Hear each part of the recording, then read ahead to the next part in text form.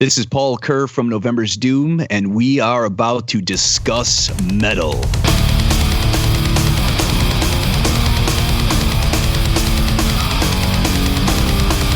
This is the Discuss Metal podcast with Paul Kuhr of November's Doom, hosted by Dan Terry and Joseph Wren, presented by discussmetal.com.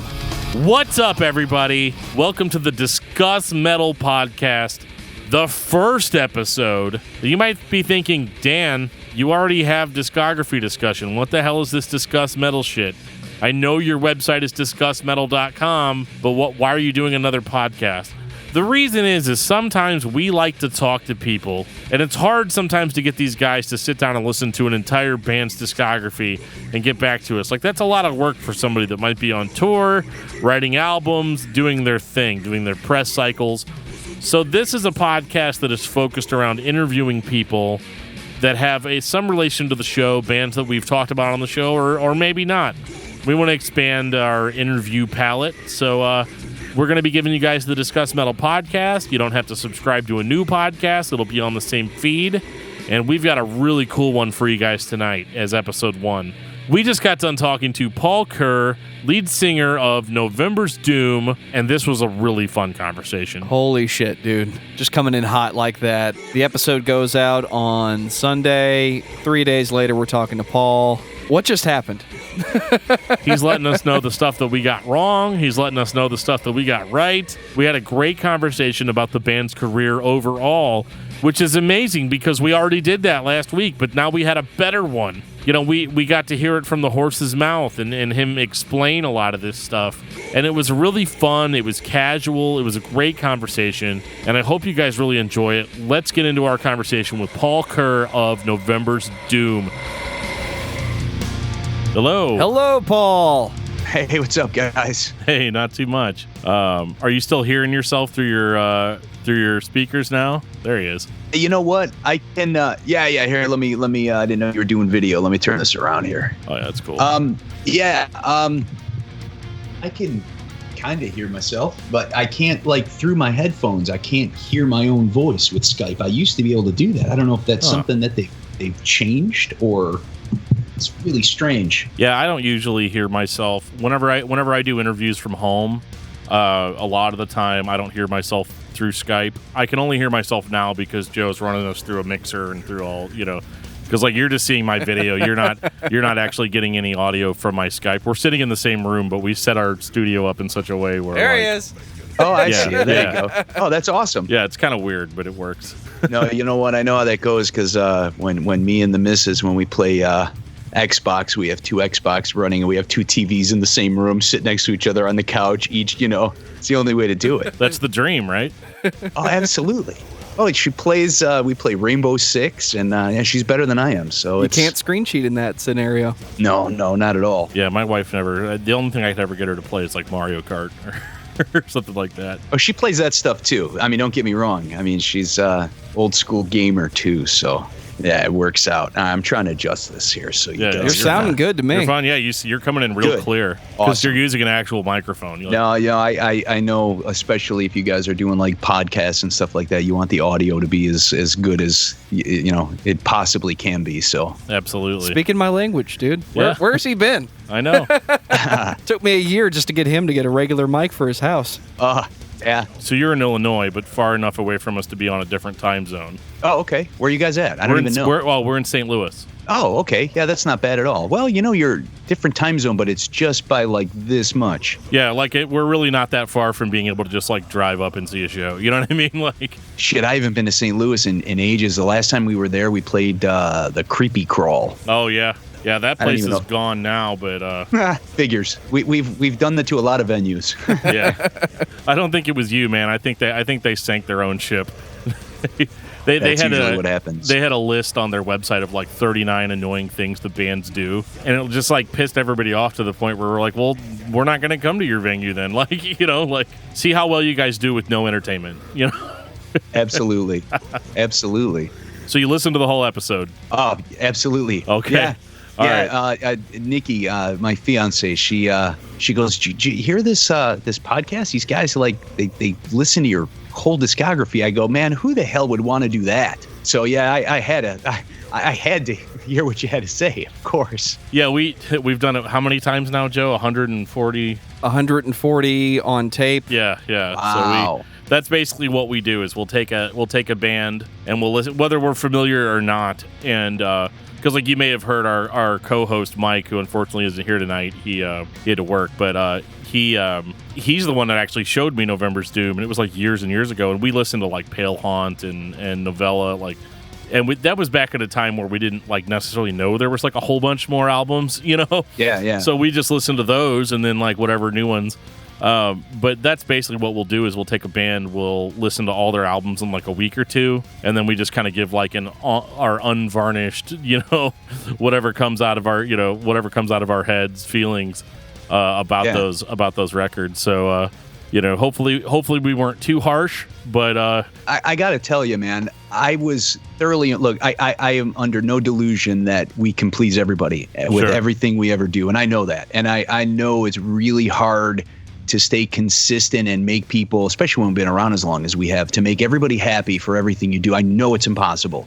So I thought that, man, you guys handled everything with such class, and it really impressed me, because a lot of people will just take the easy way out and the easy comments, and it's hard being a musician and a creator like that puts in that kind of time and hard work and dedication and passion into what we do, and then have someone just rip it to shreds in seconds that you can tell barely listen to it. And I did not get that from you guys. Even with comparisons and things like that, it was done with taste and class, and I really appreciated that. So like, even before I got to the part where you guys are like, "Hey, Paul, get in contact," and I'm like, we were sitting there, I'm like, I should reach out to these guys. Yeah. So yeah, it's worked out really well. Yeah, no, we're glad that you did. That's why we throw that out there on every episode. We're like, it's possible that whatever we end up doing might end up getting back to the artist, so we might as well throw it out there that like, hey, well, yeah, I know with modern technology, it was like, the episode had only been up for a few hours, and you're like, "Hey, I just got to this part, so whenever you guys want to go," and I was like, "Okay, cool." Well, we're scouring right now because we have the new album coming out, so we're constantly like looking for any kind of like, when our name pops up, we're just seeing what reviews are saying, or if it's leaked or anything like that. So yeah, we caught it right away. For our patrons, we do individual album reviews that are kind of exclusive. I mean, it's only $1 if you want to join the feed. That's not a cheap plug yet. Nice. But we had you on the schedule already when the new album comes out. Oh, very cool. And I was shocked today when I listened to it. One of the things that I noticed about people that listen to November's Doom, there is the consistent, overwhelming, please stop comparison to Opeth. The things that Opeth does that I like, you're doing more of. So today I'm listening to the new record and said, where are the Opeth fans that are complaining about the lack of death metal, and why aren't they listening to this? Because this is what they've been asking for at least the past 10 years. Yeah, man, it's been a struggle. I mean, we've struggled as a band for a long time, and geography had a lot to do with that, and timing. And it was funny when I listened to your podcast, and as you guys are going on and talking about things, I'm answering the questions out loud in my living room, like you can hear me. Right. And there were so many times where I'm like, oh God, I wish I could talk to these guys about this right now. And I wish I can tell them, because some of the things I have to tell you guys, you nailed. You were so spot on with things that like kind of freaked me out, that I'm like, holy shit, like no one ever gets that spot on with this kind of stuff. And there were other things that you were so far off that I was like, oh no, I got to tell them the truth on this. And then maybe like even some of the stuff where you guys are like, yeah, I'm not sure about that. And I'm like, if you knew the story or the real reason, you might have a completely different opinion on that. And that's one of the biggest struggles with what we do, is it's all guesswork. Absolutely. So if you get a 50%, you're like, well, I did good, but you did more than 50, man. You guys nailed a lot of it. It was great. Well, what were some of the things, if you can remember offhand, that come to mind. Here's two things, right off the bat, there's two things that you guys got reversed, that you got completely wrong. The Knowing is 100% a concept album from beginning to end. It's a made-up story. There is nothing personal in that record for me whatsoever. It is 100% bullshit. Contrived, like you said. It's not a contrived. That was the funniest part. You're like, at least it's not I think that was the word you used. Yeah. A contrived concept. I'm like, yes, it is. Totally, 100%. The whole concept behind the story is it is the knowing. If you were to wake up tomorrow and you had the answer to every question anyone can possibly ask ever, the existence of mankind, when your loved ones were going to die, how the world was going to end, if there's really a God, you have the answer to everything. How do you go through life with that power? What do you do with that? Do you tell your loved ones? And then as the story goes on, the character of the story then tries to intervene. And every time he intervenes and tries to stop his loved one from dying, he instantly sees how they're going to die next. And it's this struggle that you just can't stop. So it's that's why the very beginning of the lyrics are I embrace the knowing. And then it's just the story. And that one is completely 100% a concept record. See, I took it totally at face value too. And that's cool. Yeah, like, because I really I think, I even mentioned on the episode that I loved that record, and it was one of the first ones that really connected with me. But again, I wasn't coming at it from that perspective. And I kept that. I love writing even that kind of stuff. Like, I wrote in a way where I wanted to still try to make songs personal to someone who can make it personal to them. Sure. But I mean, for the first, like Amid a Tell of Mirth, Sculptured Ivy, The Knowing, all those first albums, I had no idea what I was doing. It was like, well, we play this kind of music, and I think the lyrics need to be this romantic poetry kind of like shit. And that's I like did a lot of winging it back then. I really did. And because I thought it fit the music at the time. I did not truly get personal and real with my lyrics until To Welcome the Fade. And it was at that time I was a new father, and I was diagnosed with a spine disease where I was told, prepare yourself to be crippled and all this other kind of stuff. So a lot of that album, when you guys were saying, was like very pointed and direct, and it was extremely direct. I mean, even Swallowed by the Moon, that's one of those songs where that was a suicide note to my daughter. That was legit. And I mean, that was going to happen one night. I had it planned. I had a gun with me. It was snowing outside. I was going to go and shoot myself in the backyard so my family didn't have to clean up the mess. I did not know how to deal with this new pain, that I had physical pain that was not going away, and I couldn't. It was destroying my mind, and so that's a big regret in life. I wish I would have never wrote that song, because that became one of these songs where like fans want to hear and I don't want to play it. So I've made a lot of mistakes in that regard, where I think I got too personal with a lot of stuff.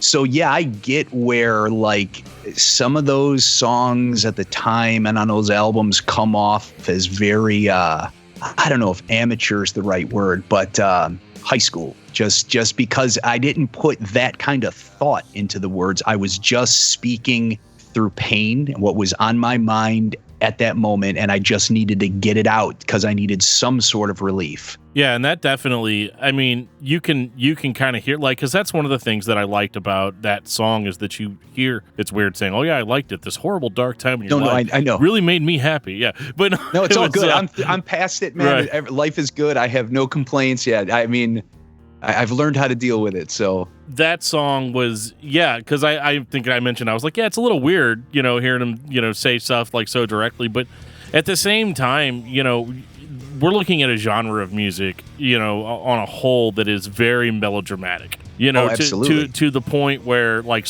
there's some stuff that gets so dramatic that I just can't even do it. I can't stand it, So to hear lyrics that were more direct almost had more of the effect of being more refreshing than like, I'm in the forest and the leaves are changing and there's water dripping from the leaves and there's like, I've heard that record 5,000 times.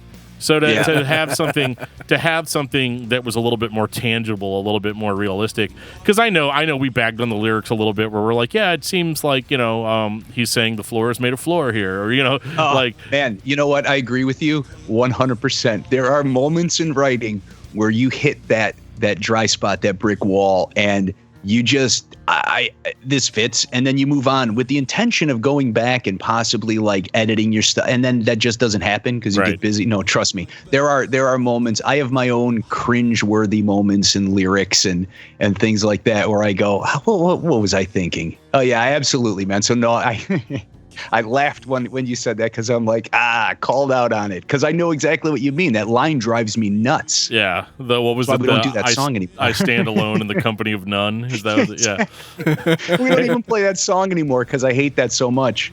It's so funny. The first time I heard that song, I was driving. Well, I wasn't driving. Let me preface this. Mike, who was also on the episode, he was driving me to Taco Bell. This is like 4 years ago. And he's driving me to Taco Bell, and I'm like pass out drunk in the back seat. And that was the only thing I remembered from that song. I was like, that's weird. Why is that weird? I don't, because I was too drunk to really like know like why it was. And then so whenever we came back to pure redundancy. When we came back for the episode, I was like, oh yeah, I remember this now. But one of the things that Mike pointed out too was that I really wish he was here. But one of the things he pointed out too in the episode, he's like, but then he goes, I went online. He's like, and I looked for other examples of bands that have done, kind of the same thing. And he's like, dude, literally everybody from like the Beatles to the Rolling Stones to, all these like classic rock bands, like they've all done it. Yeah, he's like, we're not here to shit on the band for one bad line, or whatever. And that's my favorite thing about doing this show is that we try to be as balanced as we can on that kind of stuff where it's like you can get caught up on this one thing and absolutely. It's easy to just be like, well, it's dog shit, or it's, I mean, man, I look back at like my entire music career, and not just November's Doom, and I have 11 November's Doom records. I have 3 These Are They albums. I wrote all the Witherscape stuff for Dan Swano. I wrote all the lyrics for all of those albums. I wrote an old band. I was in M Symphonia. There are so many lyrics I've written over the last like 30 some odd years that it gets hard, man, just trying to keep like and not rehash the same crap. And it's difficult, and especially if you get writer's block. I know Hamartia was like the worst in my career of last minute. We had studio time booked. Gary was in the studio laying down the drum tracks, and I was sitting here on my couch right where I'm at right now, and I'm going, I literally have to start recording vocals in 2 weeks. I don't have word one written. I have nothing. I have absolutely nothing. So I had to like shut myself out from everything. I took and I wrote the lyrics, and I took the second week and I wrote all the harmonies and melodies and all that stuff, and then went in and started recording right away. So down to the wire. I've never had a writer's block for that long and that amount of time. That was a very difficult one for me to pull off. I bet, man. I've only ever recorded. It happens.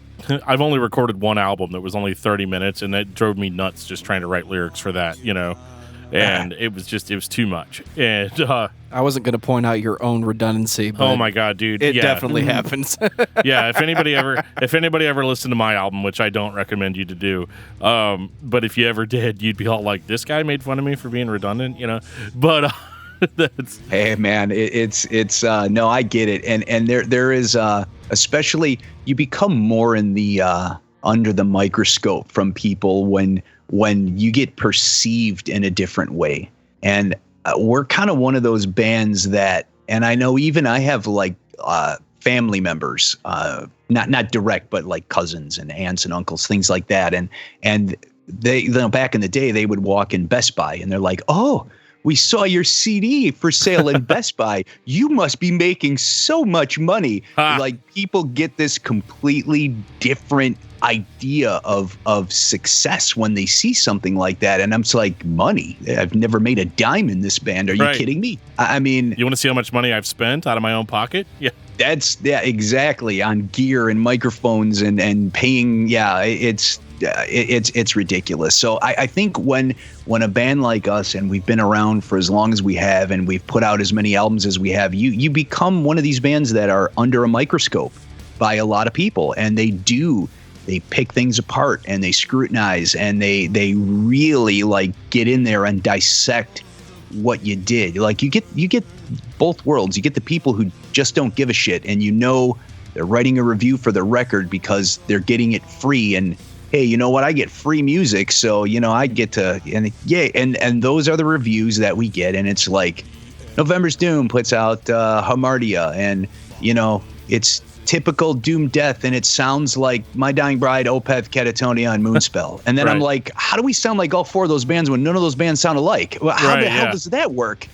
You can tell instantly the lazy journalism and the lazy reviews are the people that actually took like more than 30 seconds of each track and listened to what you did. And that's fair. And I know there's so much music that comes out. Not everybody can do that. And I totally understand that. But it as an artist, it makes you feel better when someone can listen to it and they get it, and they at least have, even if they don't, I don't care if people don't like it. I say we can't please everybody. If you don't like it, man, tell me why you don't like it, and let's have really tell me why, not just it sucks because it reminded me of this. It's like, tell me what you didn't like about it, because maybe I didn't like that too, and maybe you're going to help me for next time try to improve and do better. I'm great with constructive criticism. I welcome all of it. It's the the simple jabs, and we get the Opeth thing a lot in our career, and not a single member of November's Doom heard Opeth for many. We didn't even know who the band was, not at all. And then all of a sudden it was well, you guys sound like Opeth. It's like, well, maybe Opeth sounds like us because we have no idea who the hell this band is. Did Opeth start in 1989? Yeah, that's the first question that pops up. No, they didn't. No, I don't know. And it's kind of, I became friends with Michael, and we did many shows with them over the years. And I mean, it's never even been discussed. It's just kind of, I don't even think he cares about us or our kind of music anyway. So it doesn't. I think he's done with the metal thing. The really, anything that's not like 70s, prog rock. I think that's his shit, and he loves it, and that's great. And So yeah, and we did make the Opeth comparison a lot, but I thought, of course, we tried really hard to be balanced with that. I think we had like a limited number of comparisons we were allowed to make to Opeth because we knew going in that like it's got to be something that they hear all the time. On the surface, it's cosmetic. The average listener and even the above average listener is going to make that comparison if you've heard Blackwater Park, Deliverance Damnation, Watershed at some point. And I get it. Look, there's heavy guitars, then you get into acoustic guitars, and then you have deep, heavy growls, and then you get into clean singing. Those four elements right there make up November's Doom and Opeth, and My Dying Bride, and older Catatonia, and some older Anathema, and we can go on Saturnus, and Swallow the Sun, and we can go on and on and on, Draconian, and yet none of these bands really sound that much alike. Everyone kind of has their own unique little flair on it, and I think that's one of the things you guys completely nailed is, we drew from the same influences coming up. It was all, and every guy in November's Doom has such a wide musical taste and none of us are the same. So we all bring in different elements of things that we like, and it just happens to come together like that. Like Larry, the guitar player, main songwriter of the band, he's not that into metal at all. He does not like a lot of that stuff or those bands. He is into Genesis and the Beatles and Pink Floyd, and he's into a lot of yacht rock. And I mean, he listens to like I'm totally serious. Totally. He has got like the widest influence pool of anybody I know, and metal is not one of them. And Vito, the other guitar player, he's influenced by metal, but it's more like This Will Destroy You, or he likes Nevermore. He liked Nevermore a lot, and more of that kind of like technical kind of metal. So we gotta you gotta tell him, we gotta dial him back. A lot of times when you hear that like chuggy more, that's Vito's influence coming through. But so everybody's just very different. I mean, it's but for some reason, we're drawn to what we do and what we create, and it just kind of we're similar to these other bands. It's like you can't really bring Pink Floyd into a death metal band. and have it stay a death metal band. And you can't bring the Beatles and harmony and vocal things like that into a death metal band and still call it a death metal band. As soon as you start to do that, you fall into distorted guitars, acoustic guitars, growls, clean vocals. That's it. And then you get compared to the kings of that genre, or what were the kings of that genre, and that Opeth, right place, right time. They got the popularity. They drew the lucky straw because, you know, without sounding arrogant or pompous or anything like that, I don't like comparing us to other bands, but I will put, and I'm not saying for myself, because Michael, he's a much better vocalist than I am. I no doubt about it. He can sing circles around me. I will never say otherwise. But when it goes to my guys in November's Doom, I've got some fantastic musicians in my band who, it's funny because people will say, oh, they play simple stuff. And then Larry will be like, okay, then play it. And here you go. No, they can't. And they're missing. It's like, you're not playing it right. You're missing all the nuance. It is not as simple, at least not the later stuff. Earlier stuff, Amid Its Hallowed Mirth, dude, I can play that and I don't play guitar. Right, so, yeah. You know, I mean, there's nothing there really. I mean, that was kids in my mom's basement who, you know, we just wanted to be heavy. That's all it was. Yeah, I mean, mission accomplished, you know. Yeah. I think, and like I think Joe probably summed it up the best whenever he was like, you've got two engineers working on the same problem. Right. You know, if they both come up with a similar solution, then you can't patent the home button on your iPhone. Or you can't hit, you know, and I think that was probably the best way to sum it up, in that, like, yeah, sure, there's a cosmetic similarity between two bands. And I know I went on a rant on a YouTube comment about somebody. That's great. Yeah, because I was like, dude, I'm sorry that I'm coming back on this 3 years later, because I'm trying to watch the performance, because I like pulling up a live show and getting a feel of like, what is it like to see November's Doom as close as I can get to, you know, like being there as in a YouTube video, you know? and I can't help it. I have to see what everybody's saying. And the top comment is like, this guy's like the American Michael Ackerfeld. I'm like, is it though? You know, like... No, dude. Michael Ackerfeld emigrates to this country, gets a green card, and gains citizenship. That is the American Michael Ackerfeld. Right. That's the only one, you know? And what I loved about that performance too, that I thought was interesting, I don't know if you remember which one I'm talking about, but that's the grass pop. Yeah.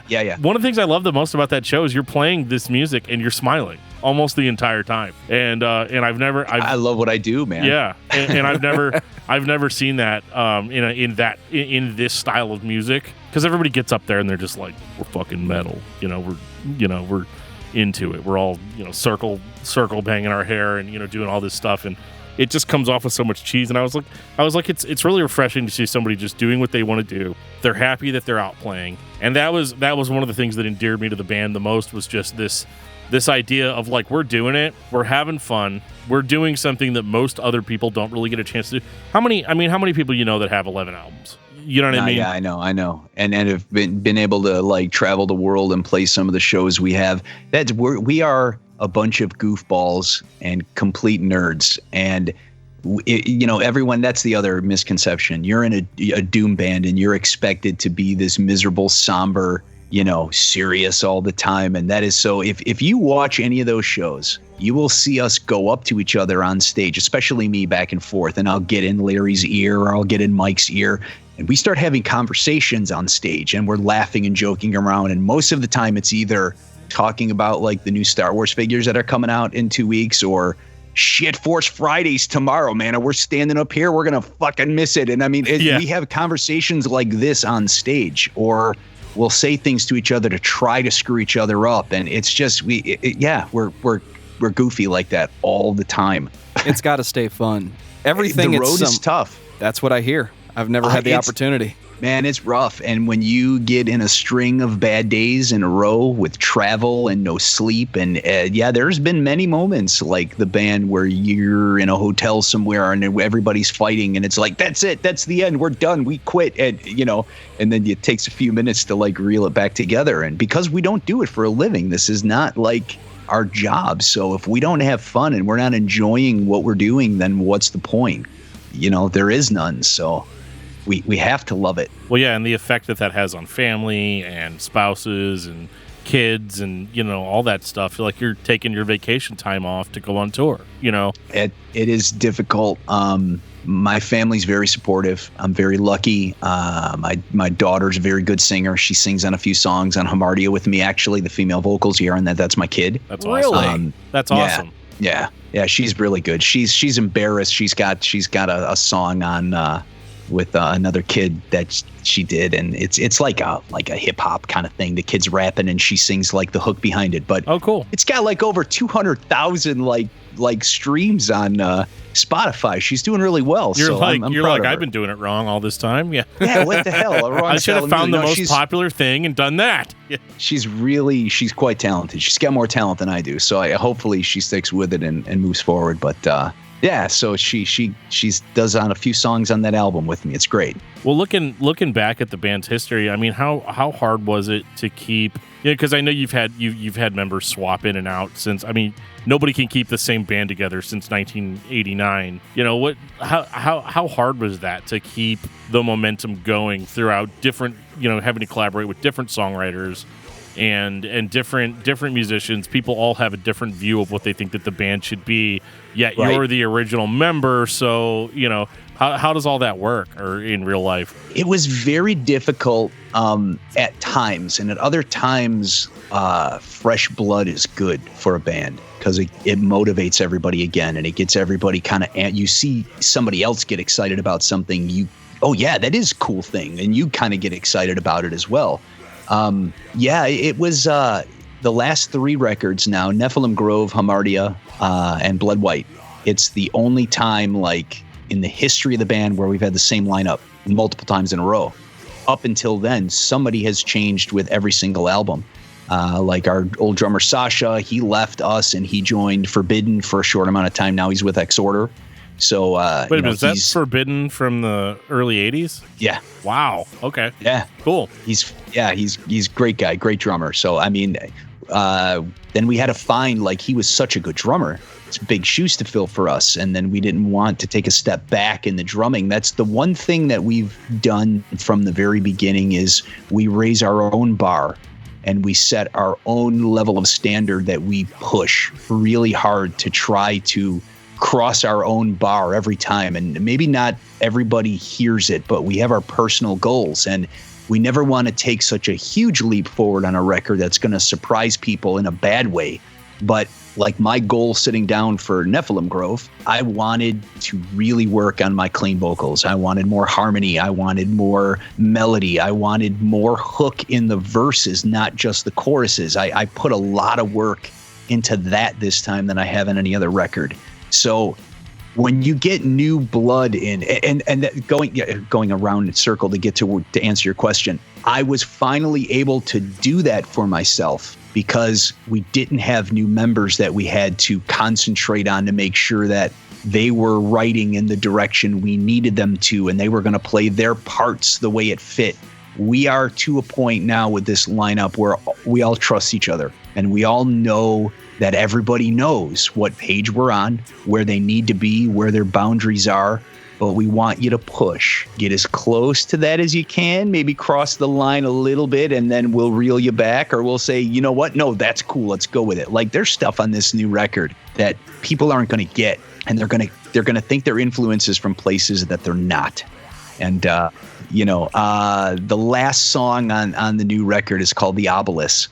And the bass line, he probably doesn't want me to tell anybody that the bass line is almost a direct ripoff of Duran Duran. I mean, like I said, there's stuff that these guys pull out and like directly rip off from other bands, and no one ever gets it. And they hear something and go, "Oh, that's clearly Opeth." It's like, you have no idea what you're talking about. Right. Not at all. That's Duran Duran is what that is. Right. So yeah, it's it makes us laugh. I mean, because we're goofy. It used to bother us, man. I way back in the day, like when you're a young band and you're starting out and you read a negative review, you take it personal. It's like, oh, fuck that guy. You know, you get, and then over time, it's like we've learned to laugh at this stuff. And now we make like bets, and it's like, all right, who's going to guess it? How long is it going to take before one knows that this came from, this Beatles record? And there's a little trivia. Since Larry joined the band, what would that be? It'd be The Knowing Forward. Okay. There is almost a direct Beatles ripoff on every record we have. And then so try to find it, because he sneaks them in there every time. Well, Joe listens to more Beatles than I do, because I'm like super metal or whatever, right? But whatever that means. Yeah, no, it's so funny too. And like when I listen to this record, when I listen to the new record, thank you very much, by the way. And you'd think I'd be burned out at this point, but I was actually like really on for it, because we'd seen the progression, from all the records, and everything was still fresh in my mind. So it was a lot of fun to listen to it, because we even said on the episode, we're like, well, yeah, there's a new record that's coming out soon. Not sure why we didn't wait until it dropped to drop the episode, but at that point I would have only had like 2 or 3 days to listen to it, and it wouldn't have been an accurate, really portrayal of it. So when I listened to it, I was like, oh my God, like this actually, I always worry whenever a band gets this many albums in that like there's something Joe says all the time where he's like, yeah, it's just the next record by so-and-so, And what that sums up is, this band's found a groove, they found a pocket. And so I find it interesting that this many years later, you guys are still trying new shit out, and I loved that about it. Like the differences, like you were saying, like in the vocals and the delivery, I was like, it's cool. And it's something I haven't heard before on a November's Doom album. So there's not that feeling of sameness, but you're also still getting the same band. And I found that to be probably the most enjoyable part of it. And I even felt the way about the last record too. Like when we got to it, I was like, they're still kind of pushing this idea of like, we're not going to stay in one place. We're going to take it further. We're going to go cool places with it. And we get nervous. We do get nervous. We'll write the stuff, and we're our worst critics, and like all the way up to even like recording in the studio. We're like, yeah, I'm not sure about this. I don't know what people are going to think about this. And then when it's all said and done and all the layers are in, and the song, we're like, wow, man, that's great. And it becomes this new like entity, because there's definitely stuff on this new record where I think it's not so far off that will totally shock people, but I think there's things that people will hear and go, wow, that's definitely something new and different. And so that's, I hopefully we achieve that, and hopefully in a way where, it's that cliche thing where every band says, it's our new record. Oh, it's our best one ever. They got to sell records. They say that, but I mean that shit when I say that. It's like, I can honestly tell you, in the career of the band, I have never put that kind of time and thought and energy and demoing and figuring out what I wanted to do personally for my part. So in my mind, it's the best thing I've ever done. It might not be the most catchy, or it might not have that same emotional connection to people in some way. But for me, on a technical level, it's the best material I've put out so far. And you don't hate it. How many records have you recorded that by the time you're done with the whole process, you're like, I hate this? 10 of them. Oh, mine. Okay. No, so we're being totally honest here. Okay. No, okay. If I had to rate like our records, like Amid Its Hallowed Mirth, I have no like emotional, and I know like to a lot of fans, especially in Europe, that's their favorite record, and they think everything we did after that record's been shit.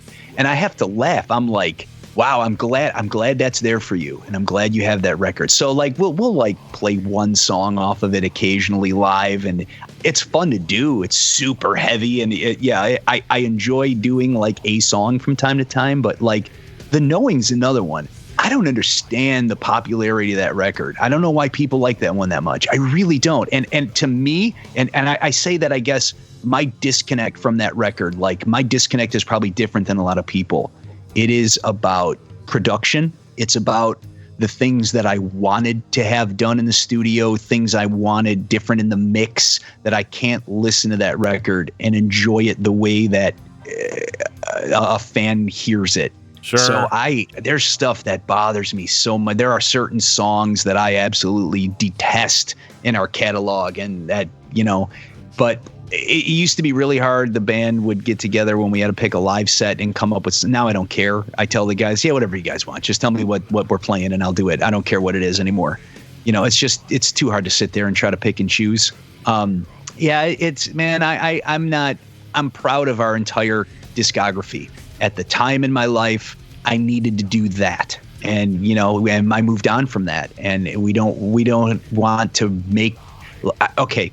There was something that you guys brought up when Amid Its Hallowed Mirth came out. And then by the time Sculptured Ivy came out, the question had come up, what did the band, what took 4 years to do this album to this album, right? Right. I'll tell you what took 4 years. There's a second album that no one has ever heard. Completely written from beginning to end. And it is basically Amid Its Hallowed Mirth Part 2. We have a whole second album that's in that same style, in that same vein. And after we wrote it, we kind of went, man, why? Why are we going to do this album again? I mean, we already have it. Right. And it caused some turmoil. It caused one member to quit. Because he was pissed off now because we were starting over and he wrote half the songs, so he got mad, and it caused a lot of inner turmoil. And we had kind of broken up at that point and been like, screw it, we're done. One and done. True story for you. My Dying Bride was coming to town. They were touring here in America with Dio back in the day. And I've been, one of my closest friends in life is Andy, the guitar player from Bride. We've been friends from way back 80s. And called me up and said, hey, we're coming. We're going to do this headlining tour. They're going to keep us here for a month longer after the fact and open up for us. So I didn't have a band at the time. I was like, oh, yeah, cool, we'll do it. Sure. And so I had to quickly put a band together real quick. They did the Dio tour. They started their headlining tour. They played 2 dates, and their drummer, Rick, kind of had a breakdown. And and I remember Andy calling me up from the airport going, yeah, we're going home, man. Tour's canceled. And so I had to go back to the band that I got together quickly to learn these songs. And I said, okay, so yeah, show's off. You still want to be a band? And we just kept going from there. It's crazy how that stuff works out, right? Yeah. What other little bit of information for you? Because I know when we did Sculptured Ivy, the style of music that we went into that direction with Sculptured Ivy, I think there was oh, these guys definitely heard Still Life at that time or something like that when that record. Let me tell you what this came from. No, this is a great story. So we brought in a new guitar player at that time, Eric Burnley. He replaced Steve Nicholson, who was basically the main songwriter for Amid Its Hallowed Mirth. Steve helped find his own replacement. Eric was the guy. When we brought Eric in and he took over as the main songwriter, he was the only guitarist that we had in the band at the time. We brought someone in very shortly after to fill it out. But Eric was kind of one of these kids who sat in his bedroom and did a lot of guitar playing by himself. And he was really into black metal. So for him, the first, God, I can't even remember some of the stuff he was into back then, but he was into some really obscure black metal. And because he was a loner, he tuned his guitar in a very strange way where he can make these chords. And the way he played, it sounded like 2 guitars. So he came in, he started writing in this way, a more slowed down, doomy version to fit us. And it was this unique, full sound. I think that's where the jangly kind of, it was more of a slower black metal influence by this guitar player who had to change his tuning to write because he didn't have another guitar player to play with at the time. That's truly how the modern style of this band came about, because every guitar player that came in to join us from that point on had to learn how to play their guitar tuned like Eric.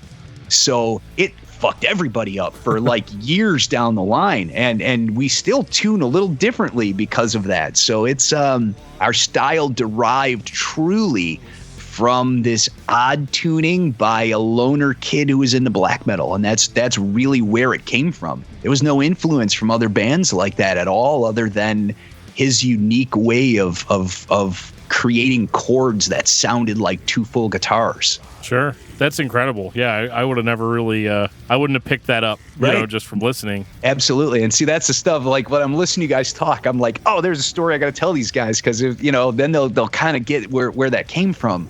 Let me explain it a little bit better. Yeah. It's such a better story, isn't it, than sitting there going, yeah, man, we heard Still Life and we wanted to be that band. Right, yeah. That's weird, too, because I don't think that record sounds like Still Life. really, but because that was a I totally don't even know what different... Still Life sounds like, and I'm being totally. I remember hearing it, but Yeah. I don't even remember what that one. I just remember it was a proggier kind of death metal record, if I remember correctly. Well, it's Opeth had that Scandinavian death metal.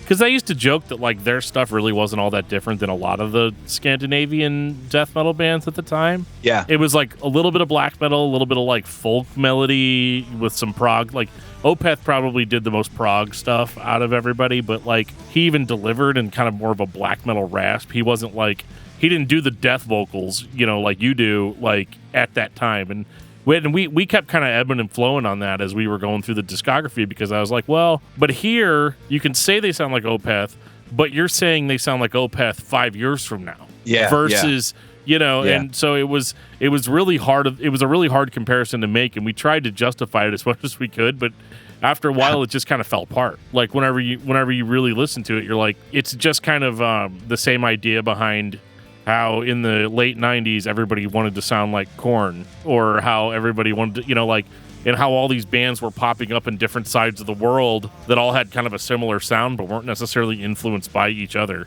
My introduction to Michael Ackerfeld was Catatonia's Brave Murder Day. Yeah. And I heard him on that, and I went, "Oh my God, that's some of the best vocal delivery on any." To me, that album is, and to hear how they wrote that album is just it's so genius. But that to me is one of the most classic and one of the best albums like in the genre, bar none. And his vocals have never been better, in my opinion.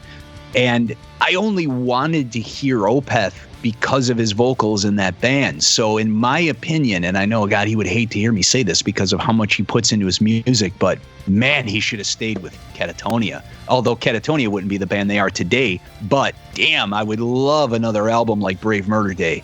It was so good, and it clicked for me on a personal level. Like everything that I needed to be clicked, it clicked on. So it was perfect for me at the time. Yeah, I definitely agree with you. And it's funny with Catatonia too, because they're one of the bands that kind of made me not as much of a meathead, over time. Where I was like, it can still be good music, even if the guy's not like growling over it, or there's not blast beats, or there's no all that stuff. And it's like you can actually take this style of music and pull real emotion out of it, and that's something that's something that I think that you guys do really well, is again with a little bit more of like a real vocal approach or lyrical approach. I think the songs connect a little bit better because they're not. We were making fun of on the episode, but we're like, if November's Doom wants to tell us something, they'll just tell us what it is. Whereas like if you have another band like Swallow the Sun or something, they'll call it like As the Drapery Ivy Falls, or something dumb, or like, it's all so buried in metaphor and all of that it starts to get like, because I feel like the further out you get from your original meaning, your meaning becomes worthless. Like if nobody knows what you're talking about but you, then you're not conveying a message to anybody else. And absolutely. And maybe that's not every band's goal. Every band doesn't have an agenda, or like they're trying to push a certain ideal on anybody. But I thought it was interesting as we went on in the catalog how, the ideals like about religion or about just the state of the world became a little bit more obvious and a little bit more open and a little bit more like, no, this is legit how I feel. Because at one point I was like, I like that at this point in the band's discography, they're taking a definitive stance on anything, whereas a lot of bands in the genre don't do that. It's a lot of, especially when it comes to lyrics. I'm the only one who writes the lyrics in the band. They've left that up to me. I'm the only one who decides on the artwork and puts the packaging together. That's all me. So it depends where my head is at the time. I've always tried to stay, since To Welcome the Fade on, as personal as I can, but that also gets hard. I only have so much to say. I'm not that exciting of a guy. So, every couple of years we put out a record, I might not have that much material to touch on. So like the last few albums, where if there's certain elements that they might not be so personal of mine, but it's a loved one and I'm telling a story through their eyes, something that they went through that I've like seen them go through, or I still try to make things personal, and not just for me but for the listener. I want people, because for me, I mean, music that you can connect to, that you have that emotional connection, it doesn't even have to be great music. But if you can connect to it, if there's something about it that resonates with you on that emotional level, I feel like we've done our job. And I try to do that, especially there are specific songs in particular where I sit down and I would say, okay, I'm going to write a song for everybody. This one is not just for me. I'm going to try to get on a subject matter and a topic that everybody can relate to. And hopefully that'll be the one that, I can touch people with this record. I can reach people on that level. Because I got to tell you, man, one of the greatest and most humbling gifts that I've been given through all of this is when you go to another country or you go somewhere else or you get contacted by fans, and I do all the time, about how our music or the lyrics saved somebody's life in depression or got them through a hard time when a parent or their child died. Or we had a woman come up to Vito in Brazil, and she was in tears like the whole time because she's like, you remind me so much of my husband who just passed away. And it was like she had this connection with him. And it was just things like that, man. It's like when I look back and go, I was a kid in my mom's basement doing this with my friends in Berwyn, Illinois, where like no one knew who the hell we were. I was nothing. And over the years, I've been able to reach people across the world on an emotional level. That's humbling, man. That really is. And I don't take that for granted. That is the biggest reward I get from this. Well, you may have answered this with Amid Its Hollowed Mirth, but if the records and the songs are that personal, or you're trying to be that personal to the listener, is there a song or a record that you do not want to go back to? On a personal level, I have a lot, like Swallowed by the Moon. That's one. I mean, there are songs for me. There are songs that I wrote about certain people in my past that I would like never to hear again or perform again. Yeah, I mean, I can paint myself into a corner the same way, where when things go badly down the line, I don't want that constant reminder. And I don't think about that at the time because I use it as like that therapy, and I'll sit down and I'll write a song so I can get it out. And before I had my spine disease, I was a martial artist for most of my life. And that kind of took that away from me. I had an outlet in that regard. I lost that outlet. So my outlet became lyrics and writing and music and things like that. So, but that doesn't go away now. We put that down and it's recorded and the lyrics are out there and fans start liking that song, and that doesn't go away for me. That is just a constant reminder of that moment in my life that maybe I don't want to be reminded of anymore, that it was hard to get past. It was hard to get through. And it's just full of negativity, which I don't need. So, and that's not fair. It's not fair to fans who love that stuff, and they have a different connection to it. And it's a really strange dichotomy, and it's a fine line that I have to be kind of careful about what I even say, because I've offended people.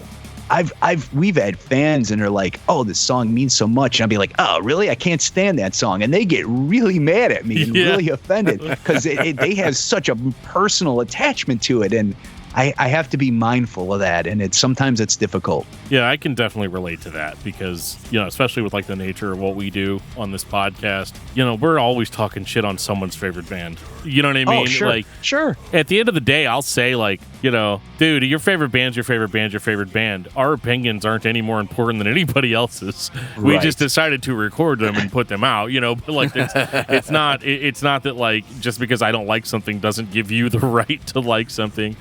And even, especially with the older fans and the newer fans, it's like if your favorite November's Doom album is Amid Its Hollowed Mirth, you can still listen to that record. Like, you still have it, It doesn't go anywhere just because the band goes in a different direction, Right. Absolutely. Oh, the Novella Reservoir was not a concept record. Yeah. So wrong. It is themed. It is themed around water. It's definitely water themed. Yeah. Yes, it is. Yeah. And at that time, like a lot of those, like the Pale Haunt Departure, you guys were pretty spot on with it being a departure of the old kind of sound. It was the birth of the new band.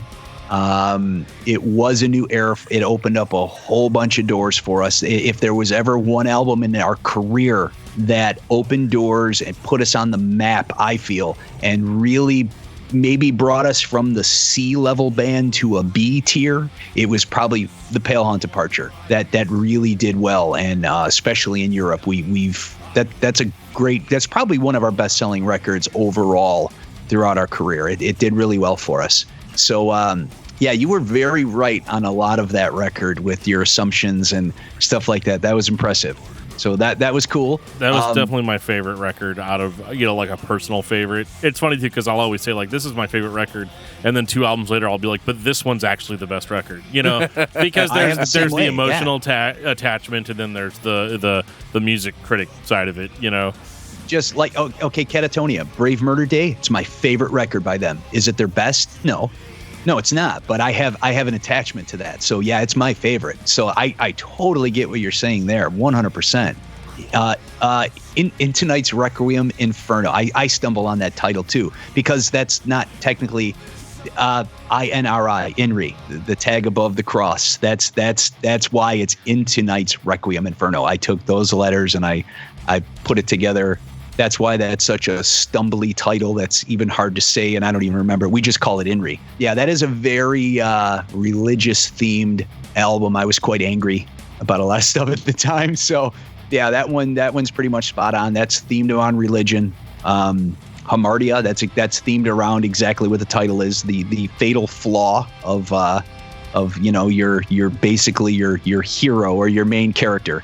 And that's, the hero with man, you guys faces. Were so right on so much. It was great to see, and it made me really happy to know that some people put a little bit of thought into that stuff. Well, I know a lot of music reviewers don't talk about lyrics, and that to me is just like going to see a movie without like closing your eyes and just listening to it, or watching the movie with no sound. Like, to me, it's just right. It's part of the picture, and obviously some people are better at writing lyrics than others, but like, I feel like that's really important, because especially with a band that writes collectively, which I feel like you do, it's not like you sit down with a guitar and write everything and then you just give it to everyone else. And you can tell that because the songs are actually kind of like the emotion presented in the lyrics are actually present in the musical output as well, which doesn't happen as much whenever you have a sole songwriter. And no, everybody collaborates, everyone pitches in. Larry and Vito are the two guys that pretty much put the music, the skeleton together, and then everyone else just kind of embellishes on top of that. We'll give opinions. Yeah, let's play this a couple times longer, or maybe change this or but for the most part, those guys, and then they work with Gary and the three of them, the drums and the 2 guitars, and they kind of flesh most of it out. And then, we'll add our stuff on, and usually bass is the last thing to do anything, because it's bass and nobody cares, man. Who gives a shit about bass? Yeah, exactly. No one cares about the bass player. No doubt. So it's usually the last thing that gets addressed. And I love it. Until the bass is not present on a record, then everybody flips the fuck out. Very true. No, and Mike is such a great bass player. Mike, it's funny because Mike is such a better bass player than we let him be in November's Doom, and I mean that because he plays in a Iron Maiden tribute band here in Chicago called Judas Beast. Awesome. And Steve Harris is the shit out of that. He's amazing. He's going to get a big head when he hears this, because we rip on him all the time. He is one of the best bass players that I know. And we don't let him do that in November's Doom, because it would be like just crazy and it wouldn't fit and it wouldn't make sense. Or it's all anybody would focus on. We have to rein him in. Yeah. But we gave him a little bit more freedom on this record, and he brought in Duran bass line. So, that was a win. Yeah, for sure. Yeah, this is awesome. I was looking forward to this. This is like coming up on new albums and stuff like this is always, the interviews. And I always call it Hell Week, because they're so, and man, after 30 years in this band, I still get asked, how'd you come up with the band name? And why is there no apostrophe in the band name? I mean, and it's like, man, 30 fucking years and 11 albums, and you're asking me where I came up with a band name? I'm going to take a guess. It doesn't belong to the month of November. You know what? True answer to that. It didn't look good in the logo. It didn't look good in the logo. So it should be there, but it's not. And so we own it. And something else you guys touched on, and you are so correct. If I can make any change in this band, I would have never put the word Doom in our band name. Right, with Never, it being a doom band, yeah. Oh, God. It was, at the time, going back in the late 80s, it was a cool name, man, and it sounded great. And my guitar player, Steve, the other co-founder, came up with it. And it's from a poem that he heard on the Benny Hill show. What?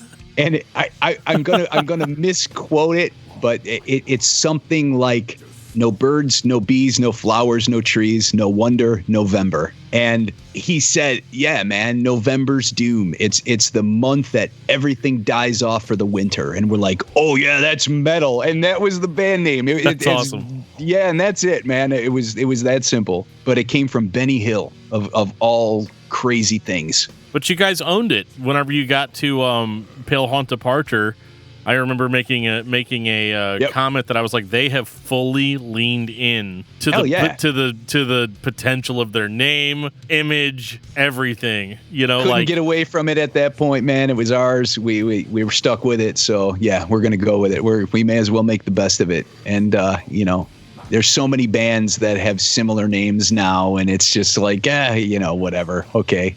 It's fine. I mean, I would have felt ripped off. I would have felt ripped off if I heard a band called November's Doom that didn't ever say anything about scarecrows. What are we even doing here? Yeah. And mention a scarecrow in the new record too. So yeah, hey, you know what? He's still there, man. He didn't quite depart yet. He's still around. I like the title of the new record too, the Nephilim Grove. Nephilim Grove. And mostly I like it because I don't know if you played Diablo 3. It's I guess it's on everything now, but like the main character of that game, as you go through, you're like a hero, and then they find out that you're not really just a hero, but you're a Nephilim. Oh, and so it's a lot of fun. I didn't know. That's awesome. Yeah. So whenever I listen to the record, I popped that on just to get kind of thematically where I was at, and I typically play video games while I listen to records. For some reason, I absorb them better. I don't know if it's the distraction versus but I thought that was really cool, and again, thematic and obviously unintentional. And we have Skyrim, the massive smash that Skyrim is. Somebody who works there apparently is a fan of the band, because there is content in that where you walk up to a character and full verses of my lyrics are dialogue. That's awesome. To some of the characters. It is, and it is very cool, and it's an honor. But I reached out to the company, and I'm like, hey, awesome. Yeah, we saw this, and then I got a bunch of screenshots from fans, and very cool. You guys, there's a fan there, obviously. Can I get a copy of the game? And bastards never even responded to me. Asshole. It's like, you sold like millions of copies of this, man, and you can't send me one copy of the game after using our lyrics. Well, you could have been that. You could have been that guy. And been like, I'm going to have my attorney contact you because my copyrighted content is on your shit. I'm going to need $5 for every copy that you sold. Every single time somebody talks to that NPC, I get $12. Yeah. My attorney did want to talk to them about it. And I said, no, don't worry about it. It's kind of an honor. Right, so, right. Well, that's what those guys do, and they do it well. They try to protect your interest, And if you don't protect it, then you don't own it. So they kind of have to. But I mean, I was more excited to see that than upset by it. I thought it was really cool. So that is really cool. What was I guess, and I always wonder this about bands. What was your original spark? Like what makes you go from being a guy that just is a music fan to wanting to actually have the drive to do it yourself, like to actually, and I know it sounds really generic because it's how'd you get into music? But I think it is important to specify that, like, what was it that made you go from wanting to be a content appreciator to being a content creator? It goes back to old Chicago bands. I was influenced in a way, two bands specifically in Chicago, Syndrome and Chicago's Devastation. And they did something way back in the day that, okay, here's another opinion, and by all means, take a little time and try to research this a little bit and see if my claim isn't so completely crazy and asinine. But the very popular Swedish death metal scene, that sound was created in Chicago. Okay, so whenever we talk about Swedish death metal, are we talking at the gates? At the gates, Star Tranquil. So we're not talking Entombed and okay. No, yeah, I'm talking about like that. You're talking about the At Gothenburg. the gates, the Gothenburg sound was invented in Chicago. Interesting. By one man, Irv Broadingham, who was a guitar player. He was in Syndrome. He was in Devastation. And if you go back and you look at the thanks list of any of those bands back in the day, their first albums all thank Irv. When those bands come to town, those guys get together, they hang out, they praise them on stage. Devastation was such an influence on the Gothenburg sound because Irv was a Yngwie Malmsteen style guitar virtuoso and got into a death metal band. So he started incorporating that kind of technicality into a guitar in a band like that in the mid 80s, and no one had heard anything like that ever. So that was big tape trading. There was no internet. So there's no way at that point. So it was all through cassette tape trading through the mail. These guys got those Devastation tapes, went, holy shit, listen to what this band is doing. And all of a sudden, all these bands started coming out with this new, fresh sound. Came from Chicago, man. I'll stick to that. You know, I'm sure a lot of people will argue that, but it is something you can legitimately do a little research on, and you might see that my theory is not that far-fetched. It doesn't sound crazy though, just from a cat. Because, like I said, you brought up Swedish death metal, and I was all like, "Well, which Swedish death metal?" Because there is a Swedish death metal sound. Very true. With bands like I said, Entombed, Dismember. You know, there was one I just got a record of called God Macabre that I thought was really interesting. But basically, those bands still sounded more like traditional death metal, whereas the Gothenburg stuff just seemed totally out of left field. That's okay. That's what I'm referring to. That definitely lends some credence to what you're saying, though. Because why wouldn't they be influenced by the Swedish bands that were there already? But obviously they didn't sound the same. We fall into that unfortunate category that those same bands did here at the time. At the time we were coming up and those bands were coming up, all eyes were on other parts of the world. The big metal scene in the States at that time was Florida and New York. So you had Suffocation, and then you had Death and Obituary and those bands down south. So all eyes were on that side of the country. Chicago was completely overlooked. We had fantastic bands, other than like Trouble and Macabre a little later, who got big quickly. Most of those death metal bands and things like that never had a chance because the world wasn't looking here. They were looking at the big three in England for the style of music we were playing. They looked at, that's another one, like they said, Where Everyone, My Dying Bride. We traded demos with those guys back in the day. We've been friends with them since the very beginning. There was never wow, listen to this band, let's sound like this. And we've had these discussions. Again, it's the influence pool. We loved Black Sabbath. We loved, it was all, we loved Pink Floyd. It all comes from the same source. For me, my vocal style, I didn't hear someone like Michael or somebody else.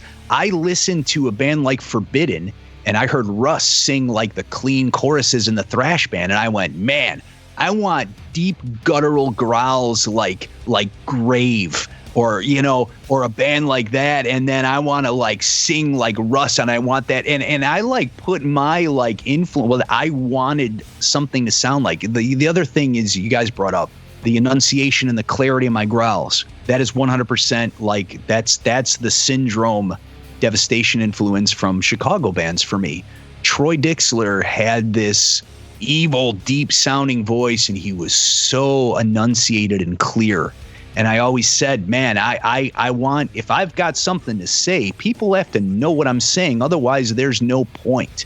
And it was kind of like that first classic, like Obituary album. I don't really think there's actual lyrics on that record. I think if history serves, it's like, you didn't need him though, man. His voice was an instrument of that band and it worked. But for me, I'm like, I can't like sing along to this, man. And I want to sing along to it and I can't.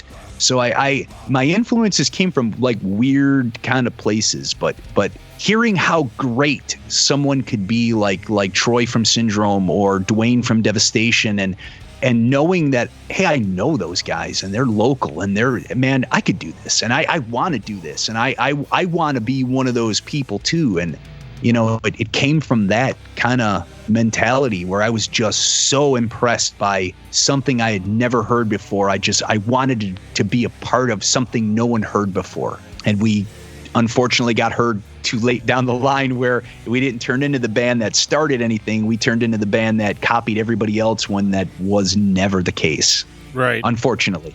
Yeah, it's just it's you can't help how you're perceived, and No. I think that's the hardest part, is you Proximity can effect. Yeah, you can Yep. grin and bear it, or you can just, be a bitch about it. You know what I mean? Like, one of the two. Absolutely. And, I think what I found interesting, too, is, so Joe brought up, which I kind of laughed when he did on the episode, about what was it about, like, slow death doom metal that was popular, at the time whenever your first record came out, which I think that was, 95? And, Yeah. And I was like, actually, Joe, there was a lot of bands that were doing that style at the time, but to what you're saying, I was like, but the band formed in '89, so like, there was a long period of time where if you'd have put out a Amid Its Hollowed Mirth in 1990, nobody would call you a copycat band. You know what I mean? Right. Like, or there was like a good 5 years. It's like, but by the time you started, and it was written earlier. It's funny because we have demos that didn't make it on the first record. There's like years of demos as well. So I mean, there was plenty of material before then. Again, and I'll tell you what it was, because Chicago was so in the shadows and overlooked. The scene here was pretty cutthroat. And there were a lot of local cliques of friends. And if you didn't belong to that clique, man, they made sure that like people didn't come see your band. They were almost like little band gangs. It's really silly. Instead of helping the scene and helping, people got competitive. And everyone wanted to be basically the king of the shithill. And it was a shithill because no one was looking at Chicago anyway, so Right. It didn't matter. So we had the foresight to look at things and go, well, let's not focus on local. Who cares about local? We don't. Let's broaden. Let's start shopping to European labels only. Let's not look at these American labels, and let's try to reach the other side of the world. And that's what we did. And we got picked up by Avant-Garde out of Italy, which was interesting itself because no internet, no cell phones. Did you guys speak Italian? No. So I got copies of Mid when they finally arrived. It was funny because he just sent like a box of the CDs to November's Doom and to LaGrange, Illinois. And it's so dumb. So I'm calling him and long distance, and it's really hard to, and I'm like, where are they? And finally I tracked down the box. They were in a customs storage facility. Right. And they were there for months. And when I finally tracked the box down and walked in, and I'm like, look, the box just says November's Doom, LaGrange, Illinois. You're going to need the box because that's the only way you're going to see like my face and my name is on the CD in the box. This is my stuff. I couldn't prove I was November's Doom, so that's exactly what they did. They had to open the box and look at it and go, okay, yeah, this is you. And then I had to pay like a $600 like storage fee for the box because it sat there for years. Oh. So, good times. So man. dumb. Yeah, that's kind of funny though. Like, I'll just address it to November's Doom because they must be a big enough deal in their town to where anybody that gets this package will know right who to take it to. It was such a different time. It was a very innocent time. Boy, am I glad. Like after the Avant-Garde deal and all of that kind of stuff, and we did move over to American side of things, but with European connections, and we always wanted to keep our focus there, which is why we're with Prophecy now. It's like they're a German-based label, and we've had it with like the American label we were with, and they did nothing where we needed them to do it, and so we moved on. And yeah, it's you need to go where your fan base is, not try to make a fan base in your hometown when there isn't one. Well, yeah, it's impossible too. Like you're out there, shilling day in and day out. Like, check this out. Yeah, we got a demo, or we got an album, or we have 7 albums or 8 albums or whatever.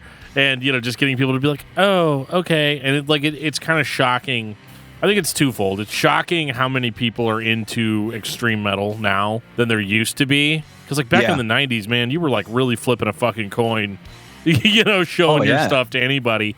Where the heaviest thing they'd ever heard is like Helmet, or something like that. Right. And you're like, no, we do this like death doom thing. And they're like, oh, you worship the devil? And you're like, well, no, it's not really like that either, And so I used to have to explain it to people. It was if you're it's The Exorcist put to music. That was the only way I was able to like explain it way back in the day to people who just had no clue what I was talking about.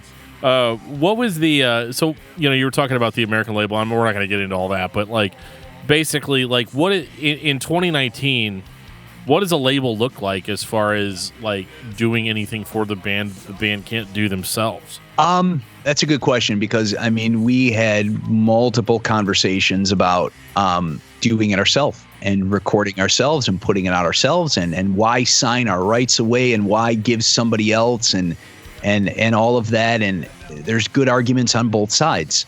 Prophecy made it impossible to say no. I put it out there that we were free of our label, and we got offers coming in, some pretty reputable labels, and they came forward. And like I was jaded for being with another label for so long, and I had a lot of like pretty strong opinions about things, and I was very matter of fact about this is what we can do, this is what we can't do, this is what we won't do, this and it was like they were okay with all of it, and they were understanding, and they were accepting, and it was just everything that we discussed. Not only did they have an answer for, they had a better answer for than I expected, and they offered us. And I'm not saying they offered us like, well, they offered us the biggest check, because truthfully, they didn't. We were offered more money. I mean, it was not about the money, but Prophecy offered us that artistic home that we feel we fit, that we weren't going to be just a band that, all right, here's your album, get out there and tour for 9 months and or you're not going to get this or you're not going to get that. They came, we have stuff coming out. Like I just got product yesterday. I just got the CD and I just got the vinyl, and I opened up the box and I was like, oh man, dude, the vinyl is, I'm blown away by it. We've never had product that is this high quality and well made. From the protective sleeves to the sleeve that the record goes in, there's like this cellophane window glued on the inside to protect the label. There's so much awesomeness about like their product.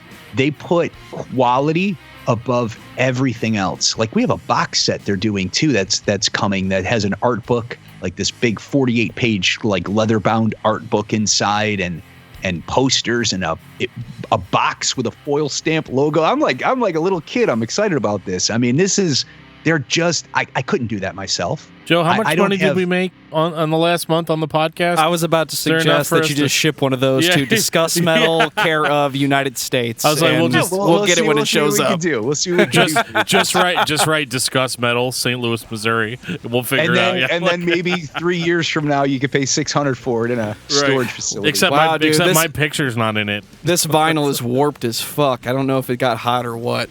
No, but like the first time I heard the record, I was like, I gotta have the vinyl. Like it's just.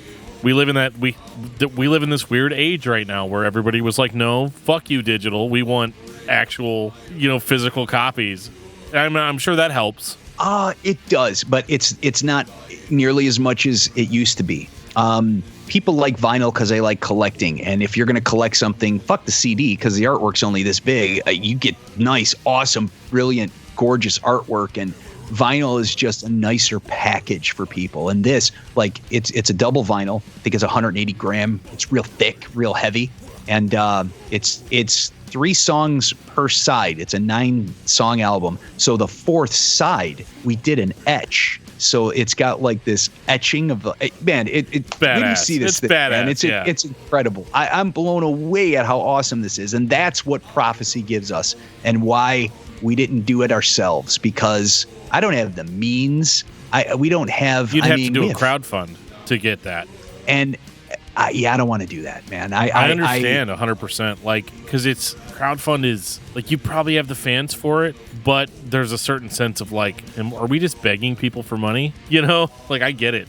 It is, and I do like having a partner in this in terms of a label and something of family and like a label that goes to bat for you. Somebody who will help you, who has a little bit more pull than I do in Germany, who might be able to help us get on Wacken, or there are all these little things that come into play, and they run their own festivals, and they're just good people. And I have nothing bad to say. In the last year, we've been dealing with them, preparing for this and getting this out, and they've handled everything with professionalism and in a completely different kind of way that it's just it's refreshing. And now that I've seen, I can't wait to see the box set and the book that's coming next week, I think. But yeah, man, we're really excited about this and the product that they are actually offering. Like some of the old stuff that have come out,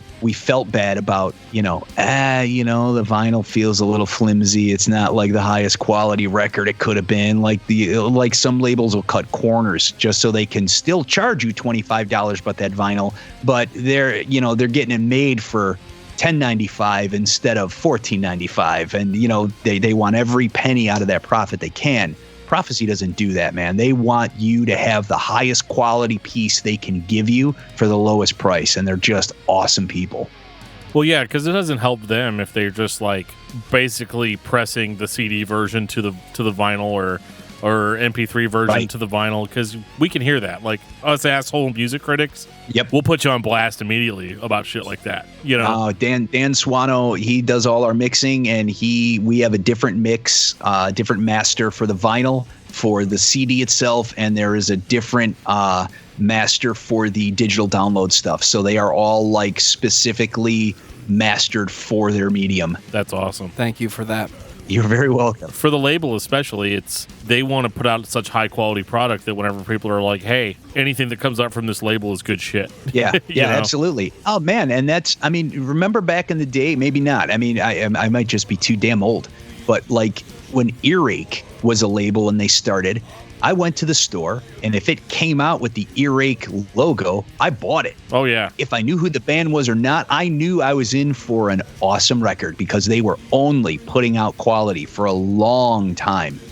And I think Prophecy is kind of they don't have that kind of reputation like old Earache did, but to me, they're that kind of label where if you buy something from Prophecy, you're getting quality. It's going to be like a top shelf piece. And man, they do such good work. Dude, I still buy from the Earache store. Whenever they started doing their vinyl represses, like the dynamic range releases, I was all over that. That's where it is in 2019. I bought a couple of Entombed records. Give me all the frequencies. Oh my god, yeah, it's so great, because here's the thing, man. As the user, I can turn the shit up as loud as I need to turn it up. It doesn't have to be artificially boosted for me, or all that stuff. So it sounds good, but.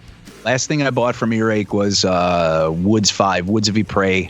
And I thought one of the classiest things those guys ever did is the day that David died, they released the album months early, free, just for people. And here you go, man, download it, listen to his music. And I just thought that was a tremendous thing that they did. So yeah, that was classy.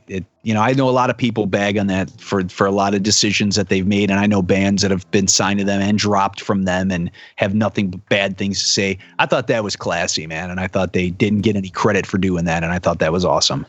Totally. Well, you got to remember, these are companies made up of individuals. Some individuals make good decisions and some make bad decisions. Very true. I think sometimes when you have a brand to throw on the front of it, much like being in a band, if somebody in your band does something crazy, unfortunately, you get the heat for that, Yeah, it sucks. Yeah. Oh, no, that's very true. No, we're very careful. We have to watch what we say. We have to, we have to be careful how we act, what we do, because unfortunately, especially today, you say the wrong thing, man, you're crucified. And absolutely. People are vicious. So, yeah, you can't make off-color jokes, and you got to be really, really careful about the things you say these days. Yeah, you got to be like, hey, yeah, you can't. It's funny too, seeing people pull up stuff from 5 or 6 years ago or 10 years ago from people, and they're like, oh my God, I Right. can't believe I said that. And then their career's over. You know, Yep. it's terrifying, but you know, I also think though, that's also a way to keep us striving to be good individuals, you know, on day to day. There aren't that many of us out there that are like trying to be truly evil. No. So, you know. I mean, even the best people on the planet have had their off days, man. And your people say things they don't mean. They say things out of anger. They say things that they learned from childhood. And it's just, you know, it rolls off the tongue at the wrong time. And yeah, I mean, you could lose your career over something you said 10 or 15 years ago. Absolutely. Even if you're just trying to be funny. Comedians are the only ones who can kind of get away with saying whatever they want to because it's a joke. It's supposed to be funny. They're like, it was funny at the time. Yeah. Like, yeah. It's a weird world, man. We live in a very strange time. Well, in closing, I need to know more about this box set because I don't know anything about it, and I need I need to know more. So what are we looking at here with what the box set includes? Okay, so what I believe that it is a solid black box that's the size of a vinyl record. So it's about 12 by 12. It's a black box. Okay. And the logo and Nephilim Grove is, I think, red foil stamped on the top of the box. So you open up the box and inside you get a vinyl edition. And I believe, like right now you can buy black and red vinyl, but I think the box edition is silver, if I'm correct. Okay. It might be silver in the box set. Oh, she's pulling up. Oh, it is. It's silver. It's Silver Records. Okay. Oh, shit. I didn't even see this picture. She's showing me what it is. Okay. So, yeah, you We're probably all learning won't be able together. All right. So, Okay. it's silver vinyl. You get this box, this black box, the art book, which is gorgeous. This is the first time I'm seeing this. This is very cool. You're getting excited. You're like, fuck yeah, let's do it. Yeah. Silver Records. There's 4 posters. Oh man. Yeah, the art book itself has I got a wall here. I got a wall here.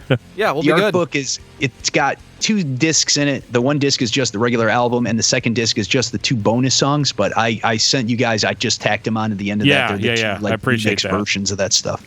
So that's comes with 2 discs for that. The art book, I think it's like a 7x7 like faux leather bound foil stamp cover, and it's got like all kinds of.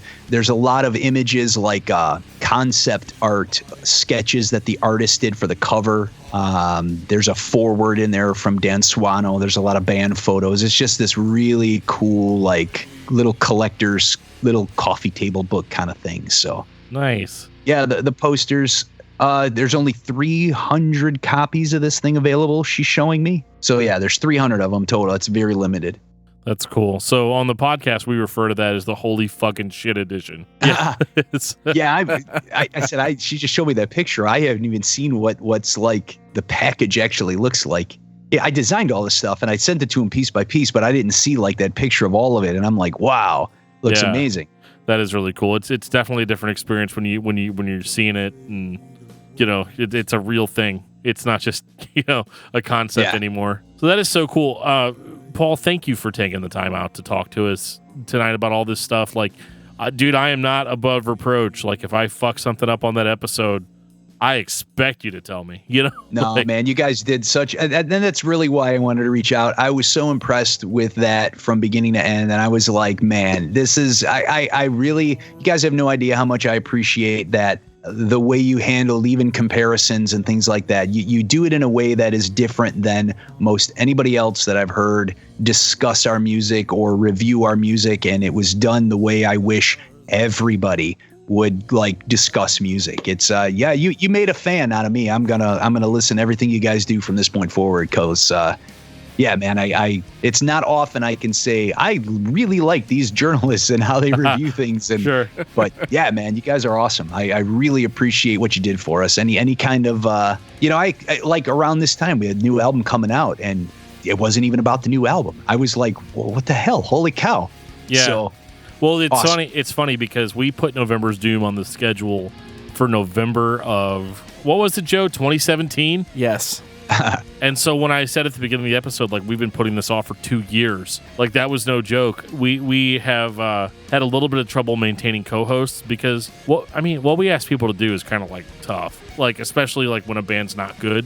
throughout their career. Yeah. You know what I mean? And we're like, well, you got to listen to it anyway. And then they're like, well, it sucks. And I'm like, yeah, but we have to stay objective and we have to stay, in all that. And so in that regard, we were very appreciative to be listening to November's Doom because it was an enjoyable experience throughout. Oh man, I'm sure it was brutal and boring as fuck. Are you kidding me? The first album it was. Okay, but maybe a little of the second one. Trust me. I like the second one. I wouldn't want to do that, dude. I got band members like our bass player Mike. He couldn't tell you the name of 2 songs off our first 3 records. He hasn't even listened to them yet. So and I'm not even kidding. So for you guys to sit there and go through the entire catalog, that's impressive because I don't even think I would do that at this point in my career. Looking back on it, if I had started the podcast tomorrow, I'd be like, yep, we're going to do 1 album per episode. But that's rough, man. I give you a lot of credit, especially 10 albums. Holy crap. We've done more. We did Cannibal Corpse. That was like 14. Wow. And we did Napalm Death, which was, 85 albums. I don't know. It was like, we don't talk about EPs because nobody's got time for that. But it was definitely an enjoyable experience for us. And, you did mention Catatonia a number of times. So if we were to do a Catatonia episode at some point in the future, would you be interested in co-hosting that with us? Hell yeah, man. I'll do that. They're friends of mine. So, I would absolutely love to do that and be a part of that. That'd be great. Because I am a fan of that band. I think they're absolutely, again, great guys, great people, wonderful music. One of the few bands, in my opinion, that was able to make a style change, and it worked. And they continue to get better and better. And, absolutely, man. I'd love to do that. I'd love to be a part of that. That'd be a ton of fun. Well, we'll let you get all your all the glory of Nephilim Grove, out there. And we'll reach out to you again after that, and we'll stay in contact because I fully expect to see actual pictures of this box set.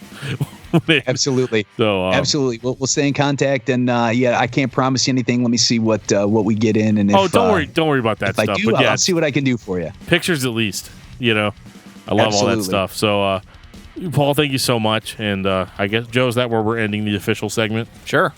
Sounds good, guys. All right, have a good night. Thank you, Paul. Thanks, Paul. Good night.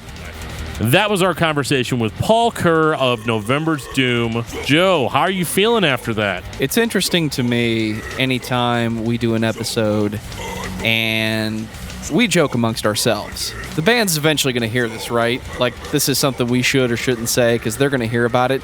Paul not only heard it, he came out of the woodwork and said, "You guys nailed it. You also didn't nail it. So let me tell you all about the things you didn't nail, because I got some stories for you." And it just went from there. Absolutely. And it was a ton of fun. We got to hear a little bit of background information, stuff that I was not aware of. Dan has been blocked from purchasing the box set. I cannot spend your guys' money on the box set, but that doesn't mean I'm not going to spend my own. Signing up for overtime tomorrow, I see. God help me, I'm going to have to work a whole bunch of extra hours, but it is totally fucking worth it. We hope you guys really enjoyed this episode of Discuss Metal. If this is a podcast that you want to hear continue, let us know. If you don't care about it, let us know. We don't know. We can't read your mind. You got to tell us. So that's one of the things that you can do to let us know if you like these extra podcasts that we're doing. We've got Discuss Metal Podcast, Discography Discussion, Thrift Blast, Movie Mosh, which is coming very soon. Let us know if this is what you guys want, or if you guys just want us to do Discography Discussion. Let us know on Facebook, facebook.com/Discography Discussion, Twitter @Discuss Metal. You can join our Discord server. There's going to be a link in the show notes. You can click on to join us on Discord. You can send us an email at danandjoeshow@gmail.com. This has been the first episode of the Discuss Metal podcast, and we will be back to discuss metal with you very soon. This is the Word Show.